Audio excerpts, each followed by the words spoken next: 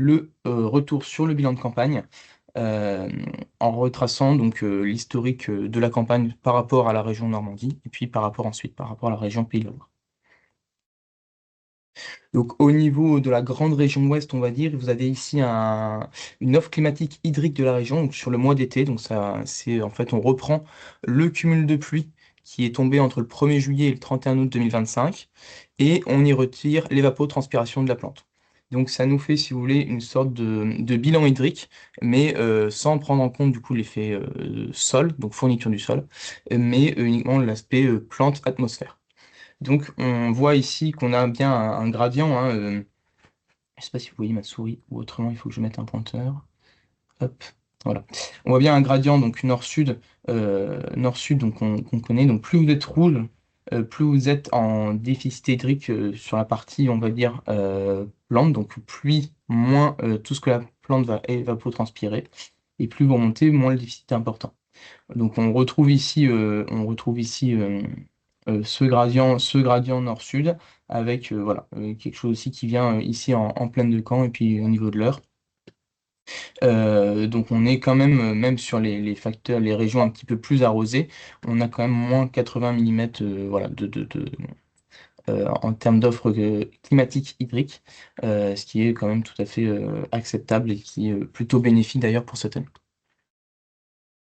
Donc au niveau du bilan de campagne Normandie, et puis nord, on va dire Mayenne-Sarthe, donc tout ce qui va voilà, approcher aussi l'Orne. Donc on a eu des semis plutôt en conditions assez sèches. On a des larges créneaux de semis, mais plutôt dans des conditions sèches, avec un maïs qui a mis aussi un petit peu de temps à sortir, à lever, et donc ça a aussi provoqué des problématiques notamment de désherbage. Donc là, je vous propose deux photos donc de François Dubert, un conseiller de la Chambre du 76, donc il nous avait envoyé ces photos. Donc on a des conditions d'application, notamment en prélevé, qui ont eu du mal à fonctionner. Donc on a eu des adventistes qui ont eu du mal à être gérés, en tout cas par les prélevés, mais notamment tout ce qui peut être graminé. Alors en revanche, des facteurs plutôt favorables sur tout ce qui va être le désherbage mécanique. Donc on a eu l'occasion de faire plusieurs passages en mécanique cette année pour ceux qui ont pu être équipés. Et après revenir en poste levé dans des conditions plutôt favorables pour le coup. Par la suite, donc, où on va reprendre le cycle hein, du maïs, hein, on a eu au stade 8-9 feuilles, donc avant l'arrivée vraiment à floraison, une période, notamment un orage assez important et une période de grêle sur des zones bien précises, notamment plutôt le sud de la région, donc par l'Orne, et puis remonter par l'Eure aussi, et puis Nord-Sarthe, Nord-Mayenne. Vous avez ici une carte donc, qui fait l'état en 2 jours du nombre. Chaque petit point, c'est un éclair qui tombe. Donc plus c'est rouge, plus il y a d'impact, on va dire. Et donc on voit que c'est vraiment. Voilà, on a été fortement touché sur cette zone-là. Et vous avez ici une parcelle de maïs à côté de Flers, donc dans l'Orne, à l'ouest de l'Orne. Voilà, totalement ravagée par la grêle. Alors, c'est les parcelles qui ont été touchées par assez tôt, l'apex était encore dans le sol, donc a pu être protégé, et finalement, on a eu des parcelles qui ont pu se retaper, donc, mais ça en impactant quand même fortement le rendement. Euh, Au niveau de la floraison, en revanche, on est arrivé sur une floraison qui a été bien arrosée, favorable à la fertilité, on a eu peu de conditions d'avortement du grain, donc là, pour le coup, on est après revenu vers des conditions plutôt favorables en termes notamment de pluviométrie. On a eu malheureusement une deuxième grêle qui est tombée toujours à peu près dans le même secteur, là plutôt concentrée hein, notamment plutôt sur la région normande, dans le pays d'Auge, entre le pays d'Auge et puis l'Eure. Là sur des maïs avec des stades un peu plus avancés, et pu y avoir de la casse un peu plus importante, notamment si l'épi a été touché. On a eu aussi cette année particulièrement une attaque de pyrale assez précoce, hein. On a un peu plus remarqué hein, la présence de cette chenille cette année, de ce papillon. On sait que l'année dernière, on a eu des conditions assez humides au moment de la récolte de nos maïs. Donc, on a eu du mal ensuite à pouvoir broyer, retourner, enfouir les cannes, voire il était trop tard pour implanter une céréale à paille derrière, donc il y en a beaucoup qui ont dû faire un maïs sur maïs. Donc, on a eu des conditions très favorables pour une population de pyrales importante cette année. Donc, on voit qu'on a eu un pic ici de vol de pyrales qui est plus précoce que les années précédentes. Voilà, vous avez ici en 2024 et 2023 l'évolution du vol de Piral sur la région Normandie, on voit que c'était plat, qu'on avait assez peu de pics, on va dire, ou de présence. Et là, en 2025, on retrouve quelque chose de assez marqué, comme on avait pu avoir en 2019 ou 2018, mais de façon plus précoce, notamment aussi dû aux sommes de température qu'on a pu connaître. Hormis voilà, cet effet un petit peu Piral sur des zones même qui n'avaient pas forcément l'habitude d'en avoir, notamment je pense peut-être en Seine-Maritime. On a eu quand même un remplissage très correct avec des alternances de pluie et de soleil et de bonne température pour globalement un bon remplissage. Donc on a in fine globalement des bons rendements à l'échelle de la région, sauf cas précis qui viennent d'être cités, hein, situation voilà, de grêle, de difficulté de désherbage ou de pression ravageur. Les récoltes en grains cette année ont pour le coup pu être assez précoces, dans des bonnes conditions. Donc on récolte aussi des grains avec une humidité beaucoup plus réduite, donc des coûts de séchage moindres, et puis un risque mycotoxine faible, voire absent dans la plupart des situations. En fourrage, on a aussi eu un effet, voilà, on a eu des bonnes conditions de récolte, mais les maturités étaient plus en avance par rapport à d'habitude. Donc on a peut-être eu tendance parfois à avoir des plantes un petit peu vertes qui nous semblaient pas mûres alors que le stade était atteint. Et donc parfois on a peut-être eu tendance à récolter à surmaturité. Donc là voilà, il va falloir après gérer ça aussi au niveau du silo, dans l'ouverture des silos, euh, pour, euh, pour gérer cette matière sèche parfois un petit peu trop élevée, mais qui est aussi liée avec une bonne valeur alimentaire, notamment par rapport à l'amidon.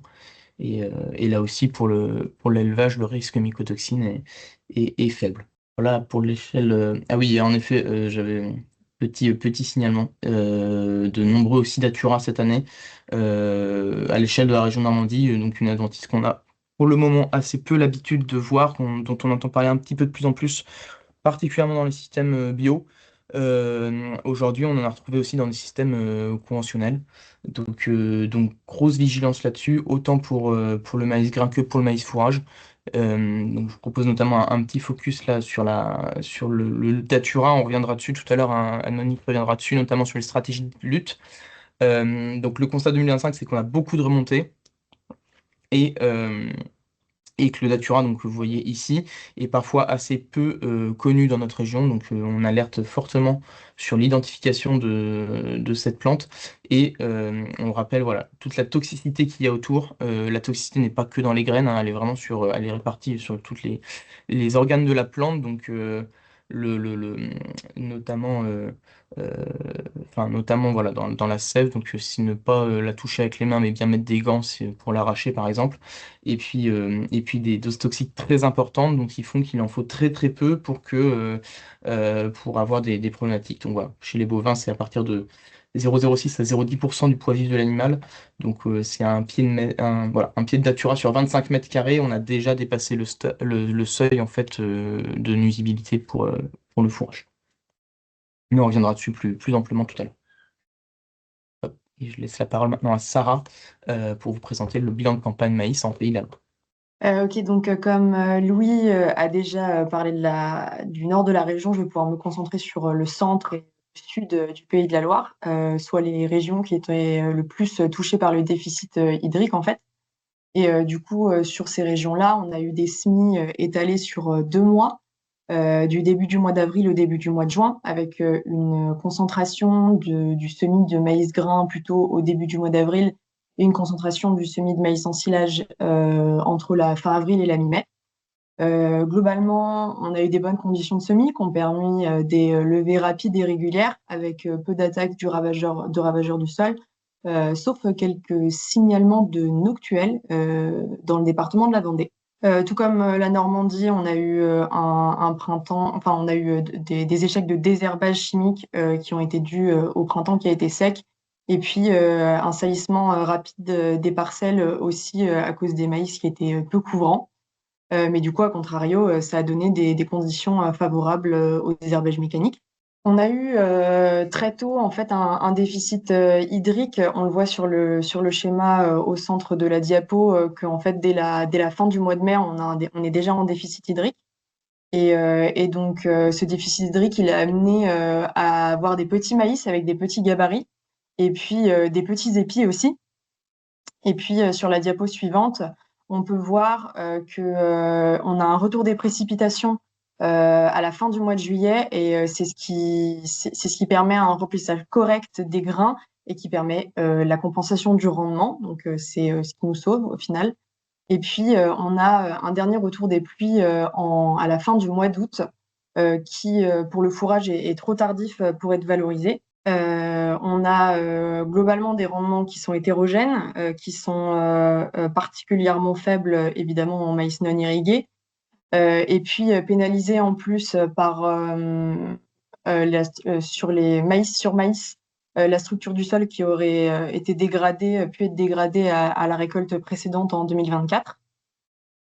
Tout comme la Normandie, encore une fois, on a des récoltes qui ont été très précoces et souvent à surmaturité. Donc ça induit une matière sèche élevée avec une potentielle mauvaise conservation du fourrage. Et puis, si les silos sont ouverts trop tôt, une moins bonne utilisation de l'amidon par les vaches. Du côté de la valeur alimentaire de l'ensilage, on a, grâce au petit gabarit des plantes, un bon rapport épi sur plante entière. Et puis aussi une bonne digestibilité parce que le stress hydrique aura ralenti la lignification de l'appareil végétal. Donc tout ça, ça donne une bonne valeur alimentaire de l'ensilage. Et puis le retour des pluies, par contre, aura pu être potentiellement valorisé par le maïs grain. On a eu globalement les mêmes conditions de récolte qu'en maïs ensilage, hein, donc rendement hétérogène, particulièrement maïs non irrigué et pénalisé par la récolte de l'année dernière. Et puis en qualité de grain, par contre, on a globalement les mêmes conditions qu'en Normandie, avec un grain qui a peu d'humidité, entre 25 et 30% d'humidité globale, donc ce qui permettra une limitation des frais de séchage. Et puis également un risque de mycotoxines faible. Propose de faire le tour sur ces trois ravageurs de nos régions, avec un point, du coup, je vous le disais comme tout à l'heure, plutôt assez conséquent sur la jaunisse, donc on prendra peut-être un temps de questions directement après ce ravageur-là, avant d'attaquer les corvidés et puis les sangliers. Alors la géomyte, on veut revenir donc sur cette mouche qui est vraiment endémique à notre secteur, notre région, et notamment parce que dans le cadre d'un projet, donc vous voyez les partenaires qu'on remercie, voilà, Arvalis c'était aussi partenaire. On a pu donc travailler sur mieux comprendre en fait cette mouche, mieux comprendre sa reproduction notamment, les conditions climatiques qui la font arriver, pourquoi est-ce qu'elle pose problème dans nos maïs. Donc je vous propose de revenir un petit peu sur tout ce contexte en fait de la biologie de la mouche. Et ce qui va en découler finalement, c'est l'adaptation de la protection de nos cultures. Donc le premier point sur ces facteurs biotiques et abiotiques qui conditionnent les attaques de géomise. Donc l'étude a été menée pour répondre en fait à 5 grandes questions sur un petit peu le développement de la mouche. Donc voilà, on va reprendre question par question, on va dérouler le fil ensemble progressivement. Donc cette étude, elle a été menée alors, sur l'intégralité de la région Bretagne, voilà, pour une bonne raison, puisque la mouche y est bien présente dans ces secteurs et dans ces systèmes. Donc il y a une étude qui a été faite, voilà. Chaque petit point que vous voyez donc, représente un site de surveillance. Et donc il y a des comptages qui ont pu être faits, notamment sur adultes, donc sur les mouches volantes, alors, dans ce qu'on appelle des tentes malaises, qui sont ni plus ni moins que des pièges en fait pour piéger les adultes. Les adultes pour ensuite favoriser les comptages. Voilà, au filet, et puis on a recensé les attaques plutôt au sein du coup, soit directement de dégâts en culture, comme on peut le voir ici en maïs, ou alors en jardinière. L'intérêt c'était de disposer le maïs dans par exemple ici une prairie ou une bande enherbée, pour mesurer le taux d'attaque au sein aussi de différentes cultures. Donc les suivis ont été réalisés de février à novembre sur l'intégralité de ces sites et on est sur une étude voilà, de 2021 à 2025. Donc la première question à laquelle on s'est intéressé dans cette étude, c'était finalement de savoir quand est-ce que les géomises volaient. Donc là, on s'en a fait beaucoup basé justement sur les piégeages, sur les tentes malaises notamment, pour piéger les géomises. Donc on a identifié, on a distingué la géomise donc orange que vous voyez ici et la géomise noire qui est au-dessus. Donc ni plus ni moins par la couleur en fait de leur corps. Et donc on s'est aperçu de deux choses différentes. Alors la première, c'est que les géomises donc de couleur noire, elle, on le voit ici sur le graphique, hein, donc ça c'est ni plus ni moins que le numéro de semaine, avec en ordonnée le nombre moyen de géomises adultes piégés. Donc on voit que la population de géomises noires est présente quasiment toute l'année, les adultes en tout cas, sauf une période voilà, d'août à octobre, et que la grande majorité des femelles ont des œufs. Donc on voit qu'en fait leur cycle de reproduction qui est principalement basé entre avril et juin en fait est totalement calé par rapport au cycle de semis de nos maïs. Donc d'où le fait que la géomise puisse poser problème pour cette culture. La géomise orange, en revanche, est présente un petit peu plus tardivement. Voilà, son cycle, on va dire, commence plutôt début mai et le pic de vol et de reproduction des adultes va plutôt s'écouler durant le mois d'été quand les maïs seront un petit peu plus à des stades un peu plus avancés. Donc, on a environ 60% des individus relevés qui sont des femelles, mais toutes les femelles ne portent pas des œufs dès le début, mais cette proportion s'accroît au fil du temps. Donc, plus on avance dans le temps, plus il y aura des œufs et potentiellement donc des larves, et donc des problématiques sur les cultures. Donc ça, c'est le premier point auquel on a pu répondre donc, cette étude. On s'est ensuite intéressé à savoir si la culture de la parcelle influençait le nombre de captures. On voit qu'il y a des vols, notamment sur la jaunisse noire, qui sont à peu près toute l'année. Donc il y a des cultures autour, euh, notamment de céréales à paille, de colza, de prairies ou autres, qui gravitent autour du futur champ de maïs. Donc est-ce que les cultures environnantes vont favoriser une population ou non de géomis? Donc derrière, est-ce qu'on pourra caractériser euh, un- une sensibilité, on va dire, ou des facteurs favorables en fonction de la culture? Donc on a fait cette étude sur 13 sites, avec 3 à 4 parcelles par site, donc autour des champs de maïs, donc soit en tout 41 situations. Et on a donc regardé le nombre d'adultes sur ces différentes parcelles. On a pu piéger. Donc vous avez ici le nombre moyen de géomises capturées, donc géomises noires et oranges confondues, ici. Et en bas, vous avez la culture. Ah, c'est la micro ouvert. Hop, ça. Ouais, je me permets de couper le micro. Et donc vous avez ici la culture en ordonnée pour voir si le nombre moyen de chemises augmente en fonction de la culture. Donc on a ici l'abandon herbé, on a un blé, on a un maïs, on a une prairie et puis un triticale. Donc on voit que il n'y a aucune culture qui est en tout cas à zéro, vraiment à zéro, hein. On trouve des géomis un petit peu partout, de façon un peu plus importante, on va dire, en tout cas on dépasse la barre des 10 en moyenne de géomis capturées sur des maïs, des prairies, des triticales, hein, des choses dont on pouvait, voilà, dont on avait connaissance en tout cas dans la littérature.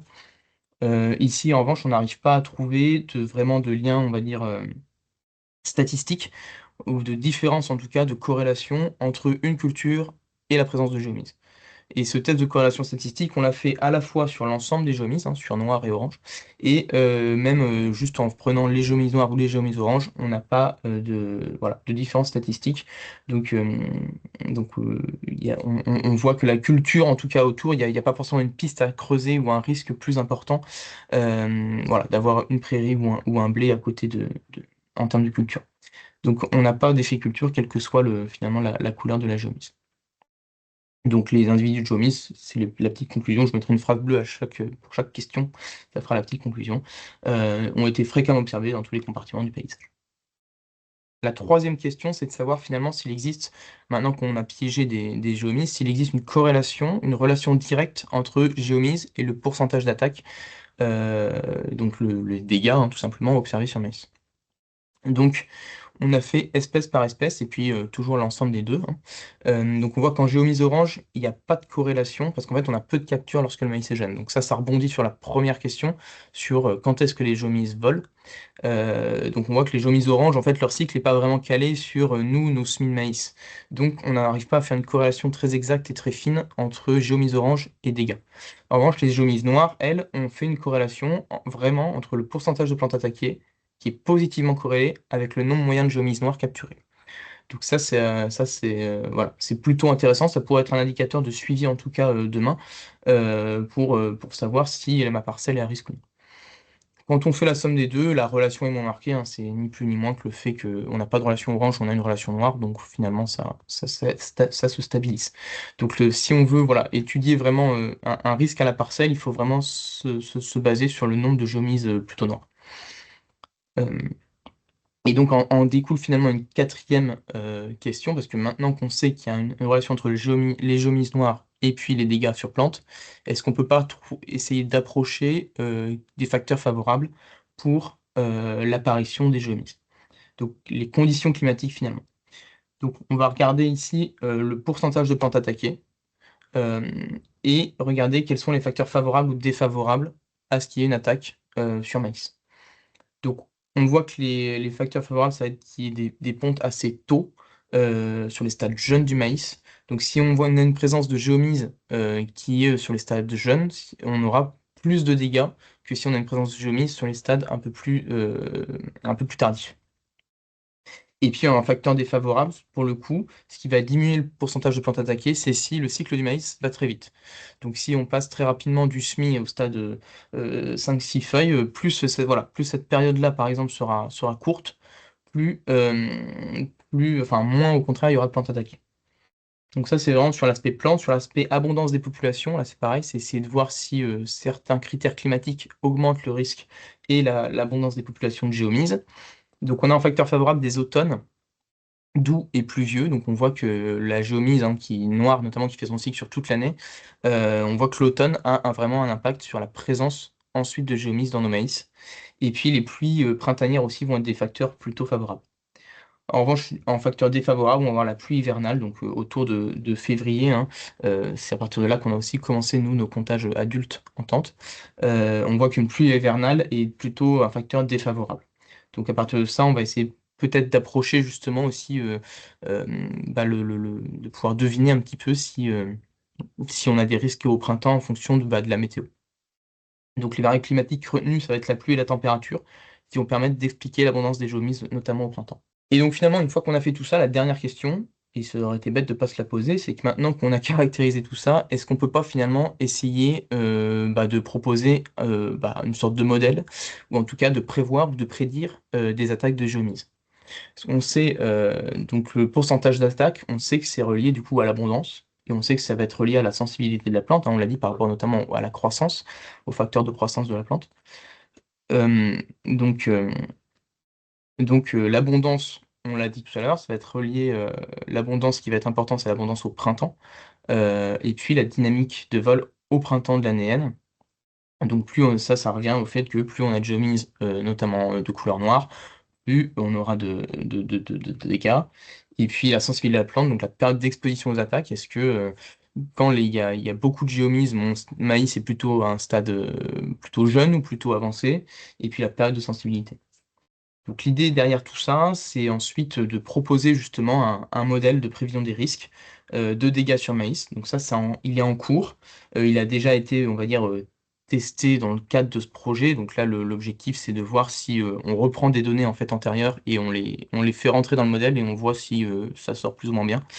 Donc là, en 2025, le modèle sortait assez bien, mais on avait aussi le pourcentage d'attaque était plutôt faible. Donc voilà, il y a encore besoin d'années, on va dire, pour roder ce modèle et pour ensuite, derrière, essayer de voir si les parcelles sont vraiment à risque ou non. Donc pour l'instant, le modèle est basé sur des variables climatiques et voilà. Et donc ce sera à valider par la suite pour être sûr qu'on ne soit pas trop dans les choux, on va dire. Donc ensuite, en découle, toujours dans le cadre de ce projet-là aussi, la protection des cultures. Donc par rapport à la mouche, par rapport à ce qu'on vient de se dire, comment protéger de façon pérenne, et, enfin durable en tout cas, et de façon pertinente les cultures. Donc on a testé depuis plusieurs années là, l'intérêt des plantes de service contre la géomise. Donc c'est un petit peu, si vous voulez, sur la même longueur d'onde que ce qu'on a pu essayer en topin, avec des plantes, voilà, des plantes un peu à part, on va dire, ou en tout cas pour essayer de faire diversion. Donc ici, on a semé, là vous le voyez, donc ça c'est un exemple, on a semé donc un rang de moutarde, et dans le rang de moutarde sont intégrés les grains de maïs. Donc là, c'est sur le rang. Donc vous voyez le développement du couvert ici, des moutardes. Donc l'idée, ce serait de perturber la mouche, voilà, qu'elle n'aille pas piquer et pondre dans notre maïs parce que la moutarde fait bouclier ou alors diversion. Et puis après le désherbage, voilà, on va essayer de constater où en est notre maïs. Et là, on voit, eh bien, alors je sais pas si traînait sur la photo, mais voilà, on voit qu'il y a quand même eu une attaque, malgré le couvert de moutarde, on a quand même eu une attaque sur maïs. Donc là, je vous présente un seul cas, euh, mais donc c'est une synthèse de 4 essais entre 2019 et 2025, où on a testé dans ces essais différentes espèces, différents positionnements et différents aussi dates de semis par rapport du leurre par rapport à la culture. Donc on a testé du triticale, notamment aussi bah, voilà, par son appétence un petit peu, en tout cas qu'on voit dans la littérature de la géomise pour cette espèce, du maïs, colza, et puis voilà, moutarde ici que vous voyez. On a essayé le positionnement en plein, en interrang sur le rang, donc ici voilà, on est sur le rang, et puis de voir si semer le leurre le même jour ou alors de le décaler aurait une influence. Donc au final, sur ces nombreuses espèces et techniques, on n'a démontré aucun intérêt au champ. Voilà, de cette technique-là, donc avec toutes ces modalités. Donc si l'intérêt des plantes de service peut avoir un intérêt sur d'autres espèces, en tout cas de ravageurs, sur Géomise, pour le moment, on n'a pas démontré d'intérêt. Ensuite, sur la lutte de la Géomise, pour le coup, la lutte directe. Donc là, on présente une synthèse de résultats de 2019 à 2025. Voilà, vous présentez différents types de protection pour voir un petit peu l'effet que ça peut avoir. Donc ici, vous avez le traitement de semences Lumiposa, donc du cyantranilyprol, appliqué en traitement de semences. Donc vous voyez de 2019 à 2025. Donc, on a une efficacité qui est très bonne. Ici, en 2025, ce qui pourrait faire penser qu'on a une efficacité un peu moins importante, en fait, on n'a qu'un seul site ici en 2025 avec une attaque sur témoin qui est très faible. Donc ici, le Lumiposa en fait ne sort pas significativement différent et au fait aucune modalité ne sort significativement différente parce que l'attaque est trop faible. Donc ici on parle d'efficacité, mais en attaque sur témoin, on était à 19% du témoin attaqué et sur Lumiposa on était à 13%. Et en fait juste ce petit 6% du coup en termes d'efficacité est extrapolé ici et donc on finit avec à 46 ou 26% d'efficacité. Vous voyez ici le grammage. Donc là, c'est le grammage enfin, c'est la quantité, on va dire, de lumiposa appliquée. Parce que voilà, sur la notice ou la réglementation en tout cas, on parle de substance active en grammes par hectare. Donc selon la densité de semis, selon la précocité de maïs que vous allez semer, il va falloir adopter la quantité du traitement de semence sur la graine, puisqu'on parle d'une réglementation à l'hectare. Si vous semez 110 000 pieds mètres carrés hectare ou 95 000, il va falloir adapter le traitement de semence et la dose. Donc c'est pour ça qu'on a ici différentes doses qui ont pu être utilisées. Et donc entre ces deux doses-là, on n'a pas de différence statistiquement significative pour 2025. Le deuxième traitement de semences étudié, c'est tout ce qui est pyréthrinoïde appliqué en microgranulés. Donc là, voilà, c'est le petit encart rouge qui s'était affiché un petit peu tôt. Donc on rappelle que c'est pas un usage autorisé sur géomise. Voilà, si vous avez une problématique de topin, notamment, ou de ravageur du sol, à savoir que du coup, ça a une efficacité quand même aussi sur géomise. Donc on a testé trois choses différentes, donc du karaté avec diffuseur, du karaté sans diffuseur et du BLM avec diffuseur. On rappelle ici aujourd'hui que le karaté utilisé avec diffuseur n'est plus autorisé dans la réglementation. Aujourd'hui, ce qui est autorisé, c'est le karaté sans diffuseur.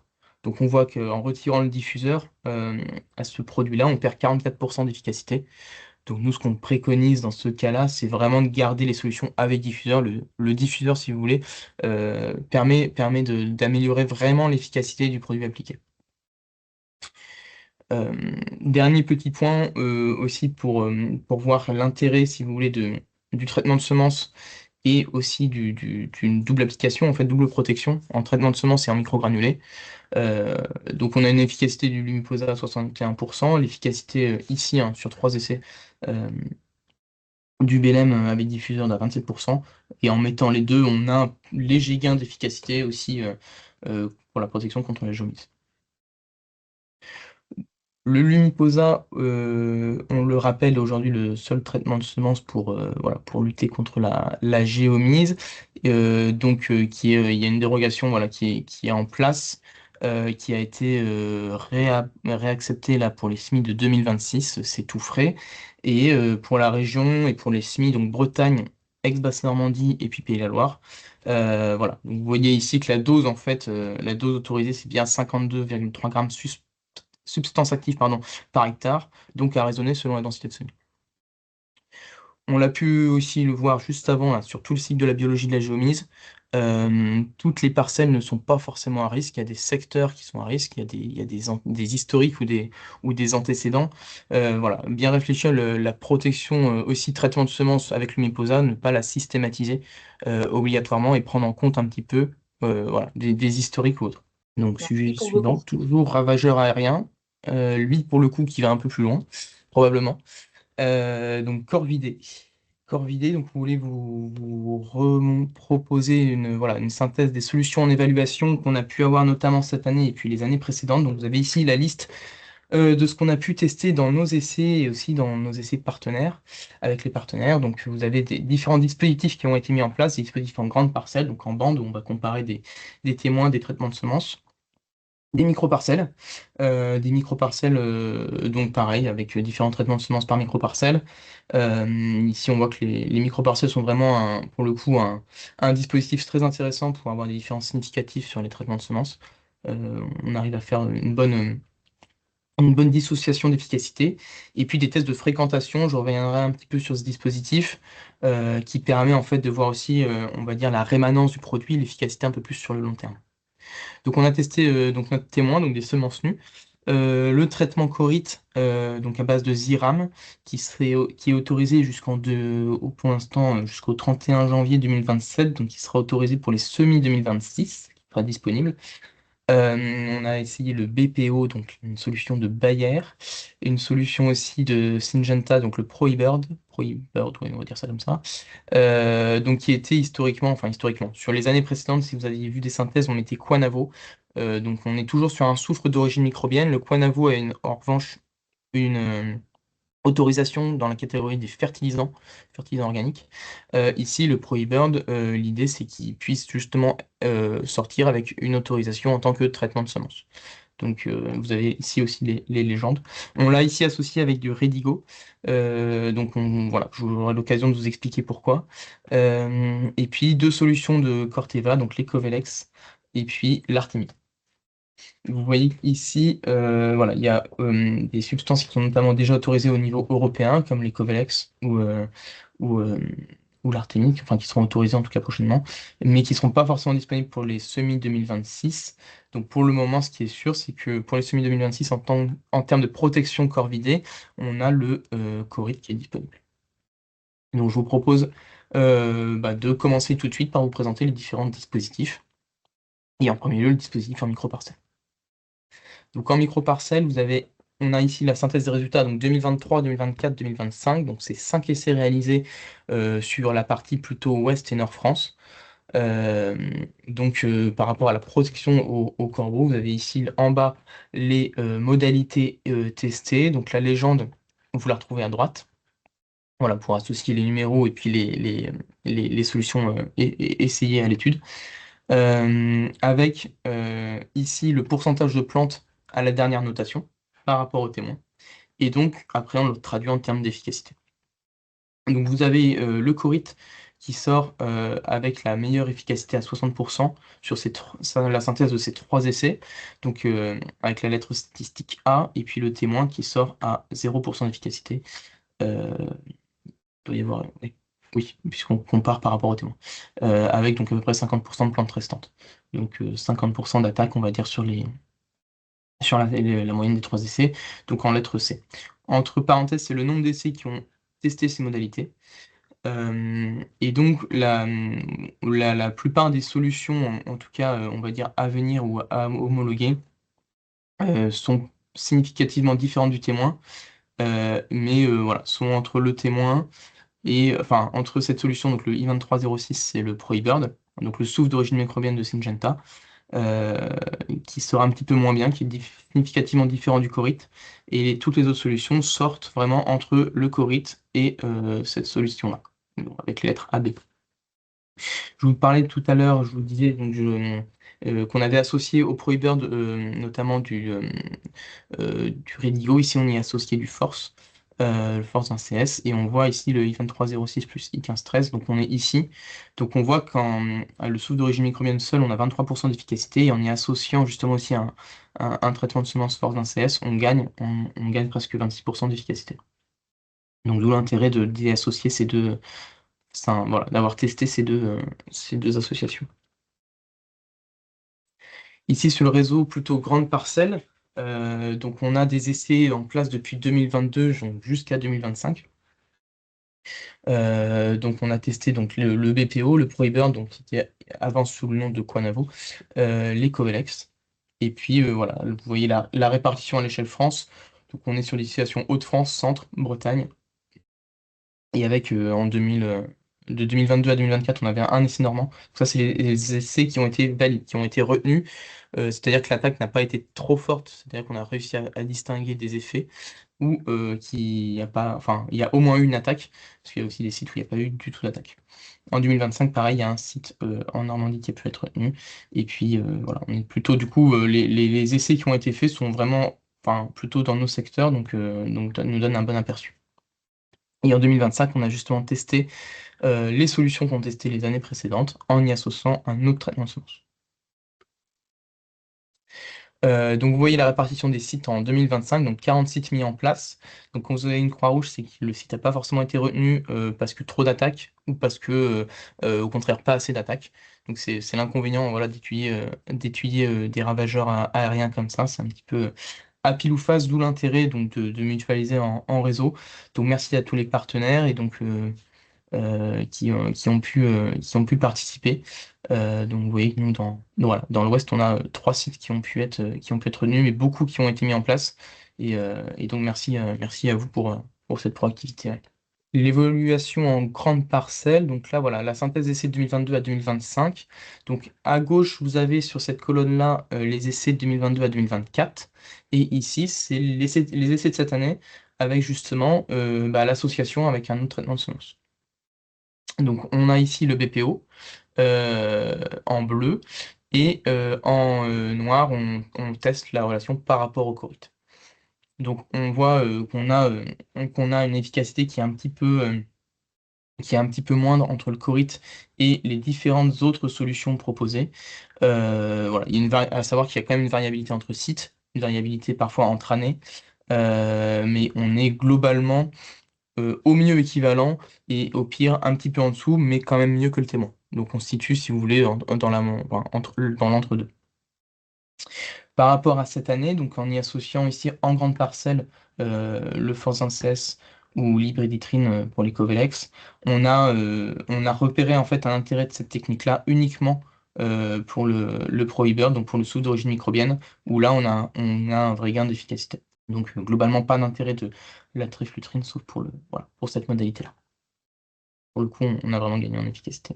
À savoir qu'on bon, enfin, on n'a pas le même nombre de sites non plus entre nos synthèses de 2022 à 2024 et puis notre synthèse de 2025. Et le dernier dispositif utilisé, donc c'est le test de fréquentation. Donc ici, on sème des carrés de maïs avec le différents traitements de semences.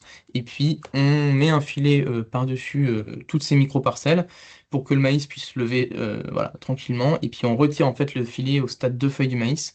Et là, vous voyez que c'est la cantine où voilà, on voit que Corbeau va en fait aller picorer ce qui l'intéresse le plus et tout ça est filmé avec une caméra et ensuite donc les corbeaux on s'amuse non, c'est une façon de parler à les compter dans chaque microparcelle pour voir à la fois l'évolution de fréquentation dans les microparcelles donc dans le temps et puis le nombre total de corbeaux qui a visité la parcelle. Donc ça nous permet d'avoir une vision un peu différente sur le traitement de semences et notamment pour voir sa persistance. Donc en termes de fréquentation, donc sur synthèse de 5 essais, là aussi on est sur une synthèse de 5 essais en pluriannuel.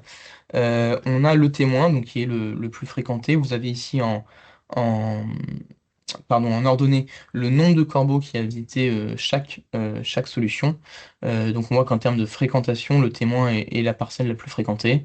Et vous avez ici la légende des différentes solutions.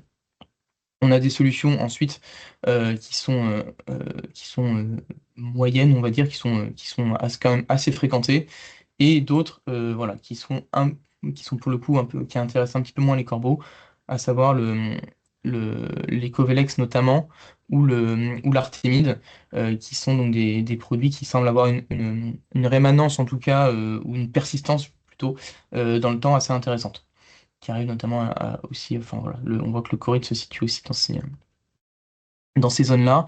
Le BPO par exemple, ou le, le, le- le BPO semble avoir une persistance un peu moins longue. En y associant aussi voilà, d'autres des traitements de semences, où on ne voit pas forcément ici non plus de- de- de- d'intérêt en termes de fréquentation. Euh, euh, y compris en revanche, enfin en revanche toujours pour le Pro-Bird, on voit qu'entre avec ou sans, on a quand même une petite, voilà, on tend à avoir une fréquentation un peu moins importante. Et donc vous avez ici les plantes présentes au final, donc la notation finale. Donc on retrouve un petit peu voilà, les mêmes qu'on voit au-dessus. On voit qu'ils ressortent le mieux en termes de plantes présentes et donc d'efficacité. Et la longueur des barres, je vais pas dire, représente aussi la variabilité entre sites ou entre années. Donc parfois on a eu un témoin avec 30 plantes présentes et parfois on était plus proche de zéro. Je vous propose de partir tout de suite sur la partie sanglier avant de prendre vos questions. Cette partie qui va être assez brève. L'idée, c'est de vous présenter un petit peu ce qui avait pu être fait avant 2025. Là, cette année, on a remis des choses en place, notamment avec des partenaires. Donc avant 2025, on avait eu des enquêtes plus que vraiment d'expérimentation sur les différentes solutions abordées. Voilà, donc là, des résultats 2020-2021. On voit qu'on avait utilisé voilà, du PNF, de l'utinol, de l'ultrason, voilà, du piment ou autre, en début de cycle ou au stade graineteux, et on avait essayé de voir en fait l'intérêt pour l'utilisateur. Donc on voyait que ce qui paraissait sortir de façon intéressante, c'était l'utinol, avec voilà, plusieurs remontées assez positives et assez efficaces. Donc ça nous a, voilà, on a voulu remobiliser un petit peu cette solution pour aller la tester. Donc on a eu un réseau de parcelles en 2025, avec l'utilisation de bouteilles d'uquinol, alors avec des protocoles qui existent donc soit au SMI, soit au stade grain laiteux. Donc on a plus de 10 flacons utilisés en Bretagne et 4 flacons en Haute-France, Champagne-Ardenne. Donc en tout, ça va faire 32 parcelles suivies, donc avec 3 partenaires. Euh, donc en fait, l'idée du dispositif, c'est de travailler à l'échelle du paysage, donc d'avoir des parcelles qui vont être protégées, d'autres parcelles qui vont servir de témoins, mais vraiment à l'échelle du paysage. Donc c'est parfois très compliqué à la fois à mettre en place et puis après pour analyser les données, et d'identifier les passages de sangliers pour positionner la protection au bon endroit. Donc on se base aussi sur l'historique en discutant avec le producteur.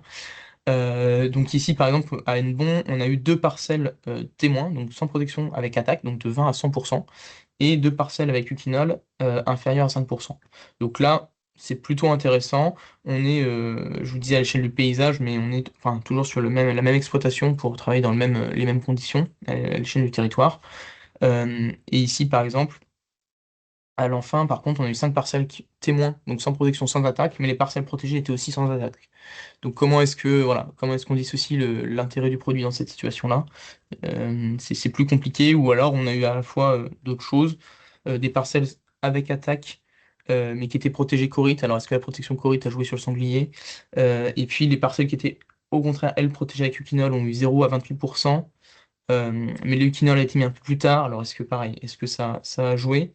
Et puis voilà, à la Jaillère aussi en Loire-Atlantique, on avait testé pour le coup sur une plus longue période de 2023 à 2025 aussi ce produit-là. Et sur la partie plutôt Haute-France, Champagne-Ardenne, donc territoire nord, on avait voilà, des parcelles soit pas du tout attaquées, soit avec trop d'attaques et des ressemis, autant avec la protection que sans. Donc difficile, on va dire, de tirer des vrais enseignements de cela. Il semblerait important en tout cas de positionner le produit plutôt dès le semis, Et puis après, voilà, de retravailler en tout cas à, à mettre un dispositif expérimental, et c'est un petit peu prématuré au vu de la difficulté derrière de l'interprétation en fait des données. Ce qui peut Mais peut-être voilà, être dit, Louis, c'est que c'est un produit en fait qui s'applique pas sur les parcelles, qui oui, s'applique c'est en vrai. bordure sur des Confirme. substrats, des torchons ou des chiffons et c'est un répulsif qui sent très mauvais. Et donc il faut renouveler tous les Mm. 7-8 jours et notamment quand il pleut, donc c'est assez fastidieux à mettre en place. Mais pour témoigner, nous, sur notre ferme de la Jaillère, on a beaucoup moins d'attaques en faisant cet effort-là. Mais il faut être le suivre de près pour remettre en place les répulsifs dès lors qu'il y a des grosses pluies et qui ont pu diluer la présence du répulsif. Mm. Oui, en effet, oui, c'est un petit chiffon imbibé. Et je vois que, enfin, vous pouvez voir sur certaines, le long de certaines départementales, notamment qui sont entourées de forêts, on commence à voir parfois des piquets avec justement des chiffons imbibés. J'en ai vu récemment dans le Poitou. Voilà, donc Il ne peut-être faut que peut-être c'est pas utilisé faire aussi. attention parce que ce n'est pas autorisé pour cet usage, hein. Nous, on le fait à titre expérimental. Mm. Et voilà, on voulait aussi vous remettre, et là vous avez le lien, voilà, de bien signaler aussi les dégâts de faune sauvage, notamment sur le formulaire en ligne proposé par les chambres d'agriculture. Ça permet toujours de recenser les dégâts et puis de porter auprès aussi des pouvoirs publics bah, que ça reste une problématique importante pour nous. Donc ça permet d'avoir aussi de factualiser un petit peu les dégâts. On enchaîne sur le dernier sujet de la matinée, autour du désherbage. Donc, je vais tout de suite attaquer le premier point. En fait, l'idée qu'on a derrière, c'est de ne pas systématiser le DMTAP, puisque c'est maintenant la principale solution à base de chloroacétamide disponible. L'idée, c'est de ne pas la systématiser et de bien faire le tri dans les parcelles de celles qui nécessiteraient l'usage d'une pré ou d'une post-précoce renforcée parce qu'il y a beaucoup de graminées. C'est plutôt dans notre arborescence ou dans notre typologie, là, les parcelles qui seraient à droite de la diapositive. Et puis, les parcelles à faible pression graminée qui, honnêtement, n'ont pas forcément besoin d'une grosse artillerie lourde pour gérer le désherbage. Donc, les chloroacétamides, pour rappeler les choses, on a résumé un peu ça sur le visuel qui s'affiche. Déjà, on sait que à eux seuls, maintenant, c'est difficile de gérer les flores si on veut une persistance sur tout le cycle du maïs. Vous voyez, à 60 jours, c'est plutôt le graphique du bas. Même les solutions même la pleine dose d'ISAR, avec la dose pleine autorisée aujourd'hui, on est en peine d'avoir une persistance suffisante. En revanche, à 30 jours, on a de très bonnes efficacités, et que ce soit avec la pétoxamide ou l'ISAR, à condition bien sûr d'avoir des conditions d'application qui soient favorables à l'action des produits racinaires. Donc, pour continuer sur cette idée-là, on a présenté ici DMTAP et pétoxamide, mais on sait qu'il y a d'autres molécules qui peuvent avoir un intérêt et qui peuvent être soit des partenaires de ces chloroacétamides en cas de flore graminée importante, soit suffire en faible densité de ces graminées. Donc vous avez ici la synthèse des essais dont on dispose avec les spectres pour ces solutions, donc l'Adengo, des solutions à base de clomazone dans l'alkance ou dans l'isoran et dans le clomate, des solutions avec de la pendimétalline avec la TIC et des solutions à base de mésotrione avec caliprime. Et puis, plus récemment, c'est pas forcément récent, mais on a le retour du lagon, j'en parlerai tout à l'heure, isoxaflutol et puis aclunifène, et puis le merlinflex qui est aussi à base d'isoxaflutol et qui apporte des réponses intéressantes à la fois sur les PSD. On verra que ces solutions tout à l'heure peuvent aussi apporter sur Regra. Et puis on vous a indiqué les compléments de spectre dicotylédone qui peuvent être intéressants aussi à considérer, bien sûr, quand on gère son programme de désherbage. Alors, une petite focale sur le lagon, qu'on a qualifié de partenaire performant parce que faut pas oublier, donc dans ce produit de l'isoxaflutol et de la clonifène, un spectre intéressant sur PSD, on voit l'ajout du lagon sur une base DMTAP ou pétoxamide. Donc le graphique du haut, vous avez le chlore tout seul, avec son efficacité sur Panix hétérodigitaire, sur les dicotes classiques en vert clair et sur les dicotes difficiles en vert foncé. Et en dessous, immédiatement en dessous, le renfort avec 0,6 ou 0,8 de lagon. 0,6 quand il est associé sur l'ISAR 0,8, l'ISAR 1,2, et puis le successeur ou Juan 1,7 litre. Vous voyez qu'on complète très bien le spectre des chloroacétamides avec un bon coup de pouce sur PSD et aussi sur les dicotes. Alors, quelles sont nos recommandations en cas de forte pression graminée estivale? On va les détailler. Donc, première chose, une poste levée ou une poste très précoce avec un partenaire chlore, un produit chlore, essentiellement DMTAP aujourd'hui, et un partenaire d'association, comme je l'ai présenté précédemment. Et puis, on rattrapera en poste levée. Donc, en termes de recommandations, on a mis quelques exemples ici. Je ne vais peut-être pas lire toutes les diapos, mais vous voyez, ça peut être du DMTAP seul ou associé. Et on est bien dans des situations de pression graminée moyenne à forte, plutôt des Panix hétérodigitaires dans ce tableau-là. On verra pour les Régrins ensuite. Alors sur Panix hétérodigitaire, ce qui peut être intéressant aussi, c'est quand les conditions y sont favorables et qu'on a la technicité pour intervenir tôt, vraiment sur des toutes petites graminées, 1-2 feuilles, donc ça veut dire même une feuille ou germination des graminées, ça veut dire plutôt 1 à 2 feuilles du maïs. On recommande de décaler l'après en poste très précoce, de manière à mieux gérer les levées échelonnées de digitaires et cétaires notamment. Petit point d'attention sur les produits qui apparaissent dans le pavé jaune, qui sont plus sensibles aux conditions sèches au moment des applications. Voilà, pour ce premier passage de base. Et puis un rattrapage foliaire classique que je ne vais pas forcément détailler. Il y a plein de solutions possibles. Alors, en revanche, quand on est sur des faibles pressions graminées, c'est là que les chloroacétamines ne sont pas indispensables.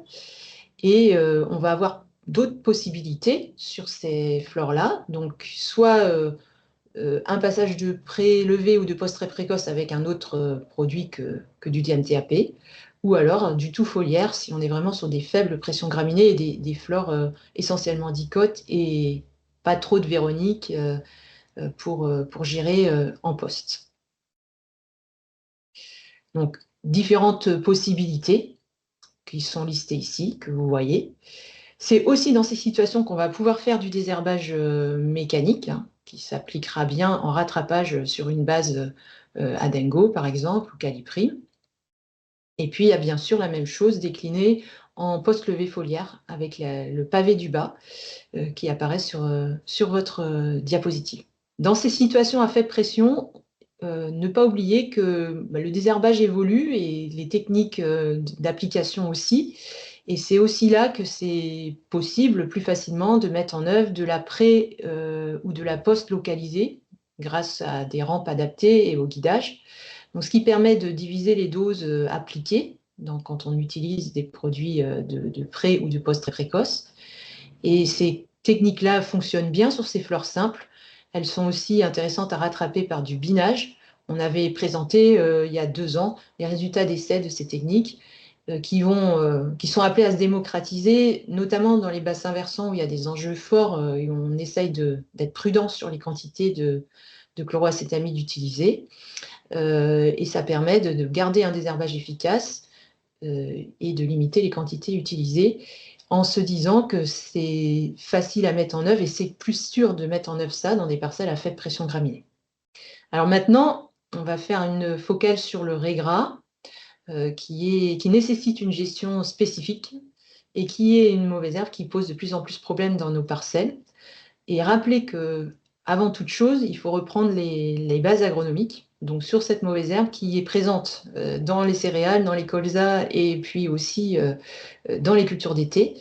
C'est important de le gérer à l'échelle de la rotation.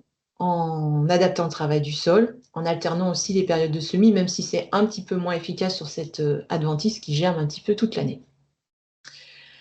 Et ensuite, ce qui ressort, c'est qu'il faut vraiment un passage de prélevé là. Autant j'ai dit sur PSD tout à l'heure, le fait de décaler la pré en poste très précoce pouvait apporter.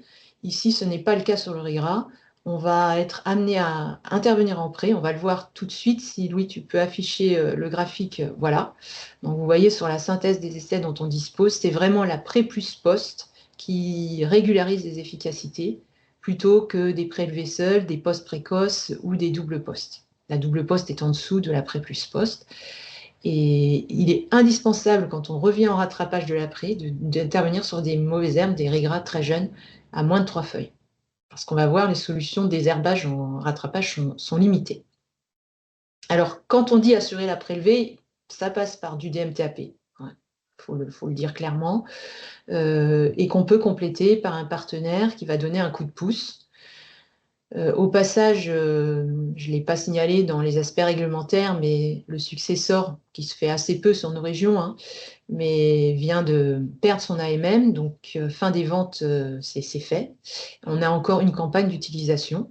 Et peut-être que la pétoxamide reviendra dans d'autres projets, puisqu'elle est autorisée au niveau européen, mais à ce jour, les produits homologués en France ont perdu leur homologation. On voulait faire un petit focus sur le lagon, dont j'ai parlé précédemment avec son spectre intéressant sur dicote et PSD. Là, on le voit sur Régras, c'est une synthèse des essais réalisés en région centre où on a pas mal de Régras dans les flores d'essai. Donc, vous avez l'apport du lagon, c'est le bâton de droite, sur une base chloroacétamide en pré, rattrapée en poste. Et donc, c'est à peu près 0,7 points d'efficacité. Et on passe au-dessus de la barre des 7, qui est la barre de satisfaction. Au-delà de 7, on considère que le désherbage est plutôt correct. Donc, c'est un partenaire intéressant sur Egra. Bon, on le sait sur céréales, ça se confirme aussi sur maïs. Donc, ça va faire une solution de plus dans les lignes des programmes Regra proposés et avec sur les bases de prélevés. Ce qu'on voit sur la diapo d'après. Voilà ce qu'on vous propose en cas de Regra, différentes solutions possibles avec leur régularité d'efficacité plutôt du vert à vert foncé. D'ailleurs, on a peut-être été un peu sévère pour certaines cases, notamment sur Isar-Lagon, Isar-Adengo et Dakota. Et puis, des solutions un petit peu plus moyennes si on baisse les doses, évidemment. Pour les rattrapages, rappelons que le nicosulfuron peut donner des efficacités clairement insuffisantes dès lors qu'il y a suspicion de raies résistant au nicosulfuron. Donc, il faut s'assurer que cette solution est encore active dans les parcelles concernées par les raies gras. Et on se dirige pour sécuriser le rattrapage vers plutôt du forum sulfuron de l'équipe ou dans le monsoon, à condition de ne pas avoir fait d'Adango en prélevé. Monsoon apporte aussi de la tienne-carbazone, donc qui vient renforcer sur IGRA.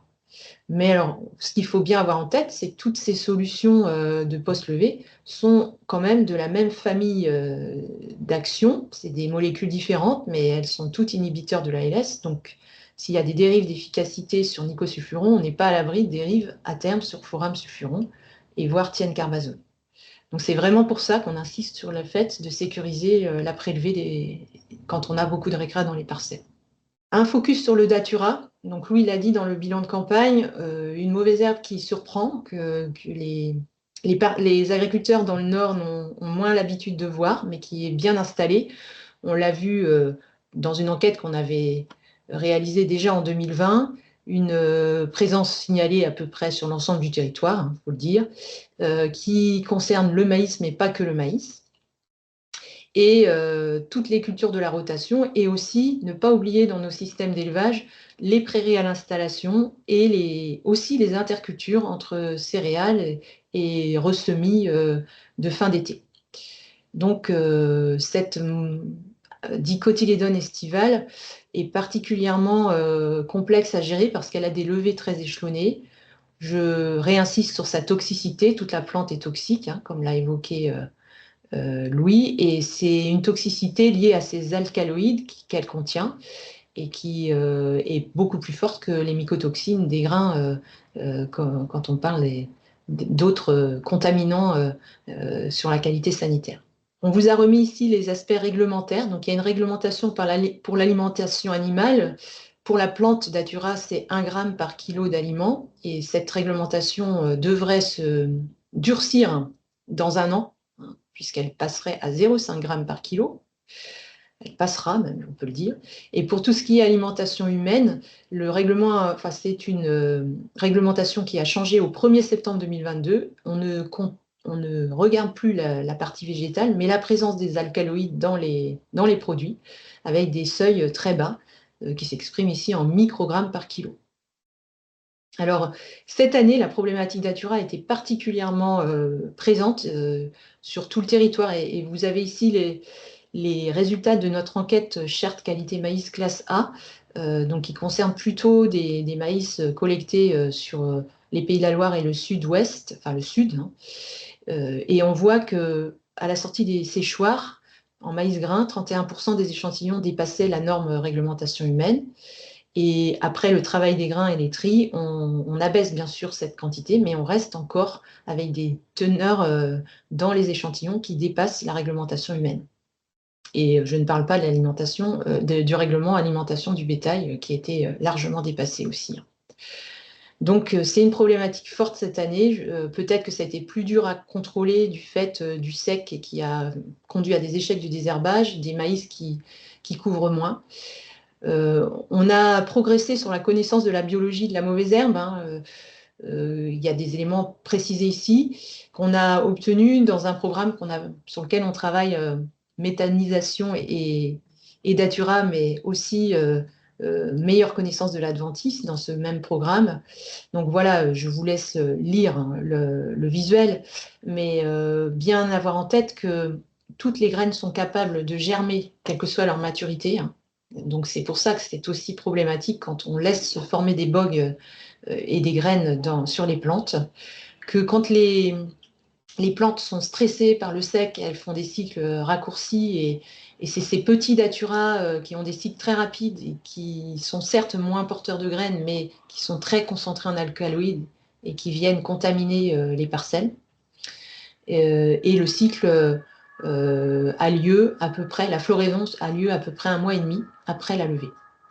Donc, on insiste bien sur le fait qu'il faille être très réactif dès qu'on commence à voir des Datura dans les parcelles, parce que c'est en départ, quand les parcelles commencent à être peu infestées, qu'il faut réagir avant de se trouver submergé et envahi, qu'il faut faire attention à la période d'interculture, aux zones, quand on parle du maïs, au passage d'enrouleurs pour les irrigants, tout ce qui est zone claire, lumière.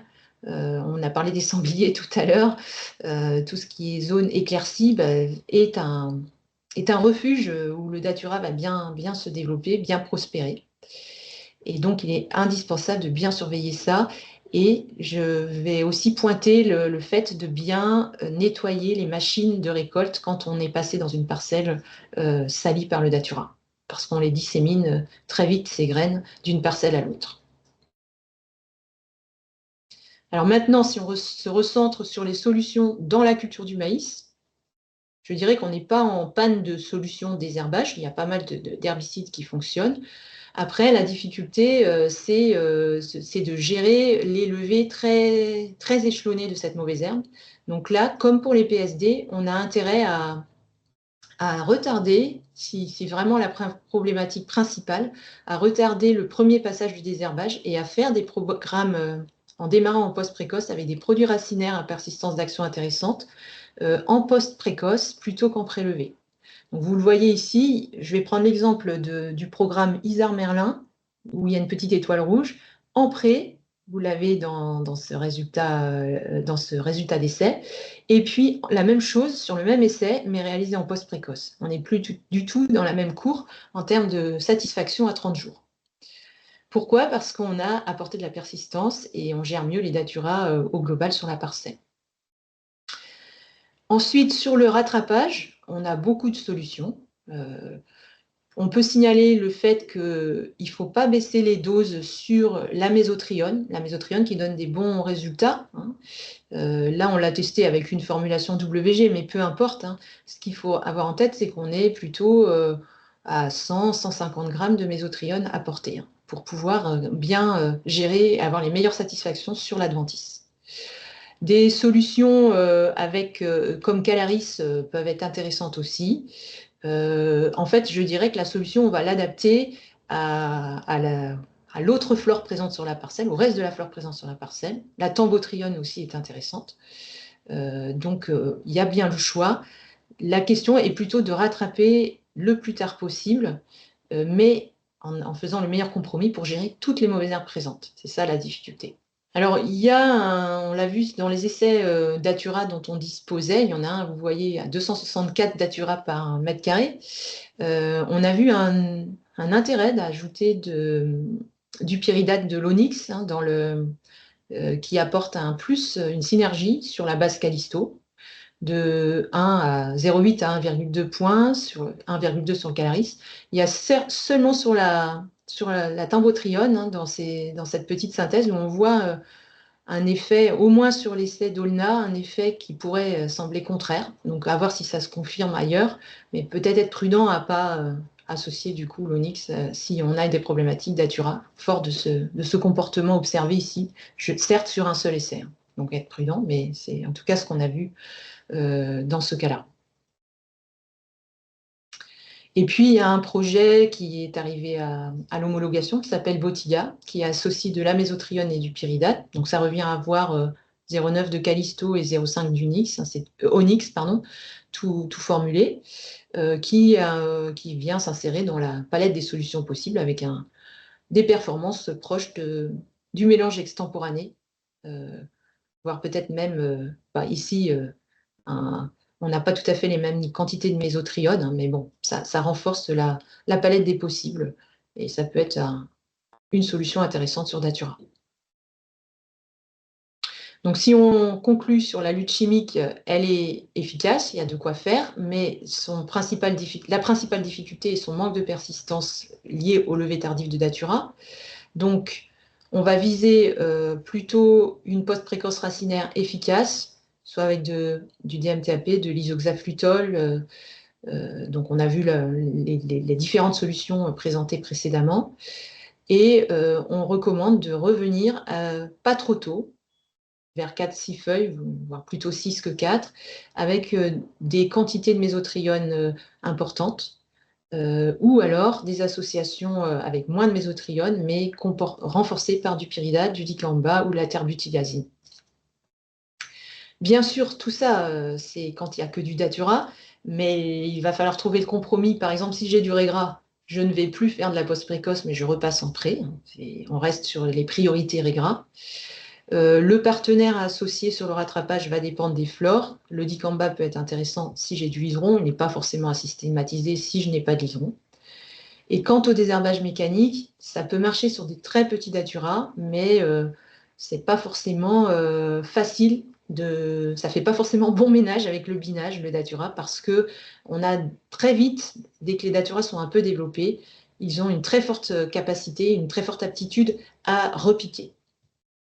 Alors l'arrachage manuel reste la solution ultime qui permet d'agréer les récoltes, mais bien sûr, vous imaginez que c'est beaucoup plus délicat à mettre en œuvre. Donc on réinsiste sur le fait qu'il ne faut pas négliger les autres leviers mobilisables, que ce soit la présence de cultures d'hiver dans la rotation, les faux semis à l'interculture, et puis bien sûr beaucoup le nettoyage des machines de récolte. C'est juste pour vous informer un petit peu sur les prochains rendez-vous qu'on vous propose, notamment un webinaire sur le choix variétal en maïs le 16 décembre prochain. D'ici là, vous verrez, il y aura déjà des publications de résultats et puis vous pouvez toujours aller sur Vermaïs aussi en ligne pour voir les résultats variétés de l'année. Il y aura un rendez-vous technique spécifique fourrage. Donc pour pareil sur la région, on va dire ouest, Normandie, Pays de la Loire, Bretagne, qui aura lieu à Ploërmel, à l'amphithéâtre du lycée de la Touche. 12 décembre prochain. Et puis un webinaire pour ceux qui sont concernés sur la protection du lin fibre, notamment lin fibre plutôt de printemps, le 20 janvier prochain. Donc, vous pouvez vous inscrire sur arvalis.fr afin de recevoir les liens de connexion et puis les autres informations, notamment les programmes un peu plus précis. Je rebondis justement sur l'aspect variété. Donc voilà, on vous a mis ici le lien de variété vers Varmaïs. Donc vous avez tous les résultats de l'année et les résultats pluriannuels. Et puis, on vous informe aussi de la tenue dans notre région de 2 journées phares en janvier qui vont nous permettre d'avoir un petit peu une prise de hauteur sur tout ce qui va être lié à l'innovation variétale en céréales à paille, en maïs. Donc autour des variétés, donc comment appréhender les variétés actuelles, comment est-ce qu'elles ont évolué, qu'est-ce qu'on peut attendre des nouvelles technologies peut-être de sélection. Donc tout ça, ce qui va se recentrer autour de 2 journées principales à Lagacilly le 27 janvier et à Poitiers le 29 janvier. Donc pour aborder, voilà, venez, n'hésitez pas à venir, à vous inscrire pareil sur le site internet pour participer à cette journée et puis on sera ravis de vous y accueillir.